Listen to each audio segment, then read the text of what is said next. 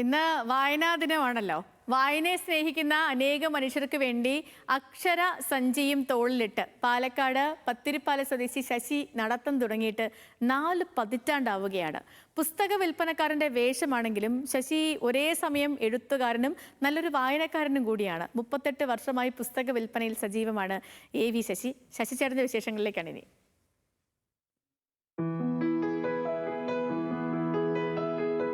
ഇടതു തോളിൽ ഒരു തുണിസഞ്ചി, അതിനുള്ളിൽ നിറയെ പുസ്തക കെട്ടുകൾ.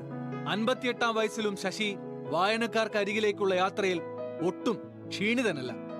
വായന ശശിക്കൊരു ലഹരിയാണ്. അതിനിടയിൽ കിട്ടുന്ന സമയങ്ങളിൽ എഴുതും.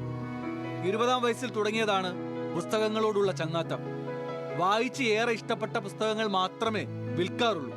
സ്കൂളുകളിലും കോളേജുകളിലും സമ്മേളന വേദികളിലും കവലകളിലും അങ്ങനെ 4 ആൾ കൂടുന്ന ഇടങ്ങളിലൊക്കെയും ശശി പുസ്തക കെട്ടുകളുമായിട്ടെത്തും. തട്ടുകടകളിലും ബാറുകളിലും വീട്ടുജോലിയും എല്ലാം ചെയ്തിട്ടുണ്ട്. പക്ഷെ ഒടുവിൽ പുസ്തക വിൽപ്പനക്കാരന്റെ കുപ്പായം തന്നെ അണിയേണ്ടി വന്നു. അക്ഷരങ്ങളോടും പുസ്തകങ്ങളോടുമുള്ള ഇഷ്ടമാണ് ഈ വേഷത്തിൽ മുന്നോട്ടു പോകാൻ പ്രേരിപ്പിച്ചത് എന്ന് ശശി പറയുന്നു. 38 വർഷമായി പുസ്തകം വിൽക്കുന്നു. കേരളത്തിന് പുറത്തുപോയും പുസ്തകങ്ങൾ വിറ്റിട്ടുണ്ട്. വായന ഇപ്പോഴും മരിച്ചിട്ടില്ല. പുസ്തകങ്ങളെ തേടി ഇപ്പോഴും ആളുകൾ എത്തുന്നുവെന്ന് ശശി പറയുന്നു. വായന അങ്ങനെ പോവുകയോ വായനയെ കൊല്ലാൻ ശ്രമിച്ചാലൊന്നും നടക്കില്ല. വായന എല്ലാ കാലത്തും ഉണ്ട്. ഇപ്പോൾ അത് കൂടുതലാണ്. വായനയുടെ സ്വഭാവത്തിലൊക്കെ വ്യത്യാസം വന്നിട്ടുണ്ടാവും. പുതിയ സാങ്കേതിക വിദ്യകളും മറ്റു കാര്യങ്ങളൊക്കെ ആളുകൾ ഉപയോഗിക്കുന്നുണ്ടാവും. പക്ഷെ ഒരു പുസ്തകം നമ്മൾ കയ്യിലെടുത്ത് അത് അതിൽ പേജുകൾ മറിക്കുമ്പോഴും ആ പുസ്തകം നമ്മൾ മണത്ത് നോക്കുമ്പോഴും നമ്മൾ വായിച്ച് മാറോട് അടയ്ക്കുമ്പോഴും നമ്മളിൽ ഉണ്ടാവുന്ന സംതൃപ്തി വേറൊരു സാങ്കേതിക വിദ്യയിൽ നിന്ന് നമുക്ക് കിട്ടില്ല.